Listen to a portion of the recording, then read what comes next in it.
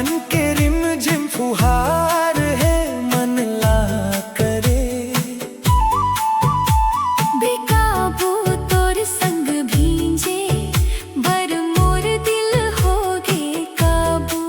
कदम बहक बहक जाथे देख के तोर ये जादू।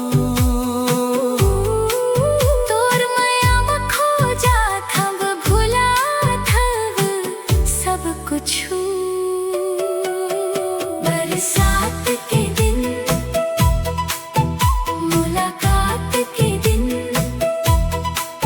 चैन रात के सपना देखन रहे नो रात अब आगे रे।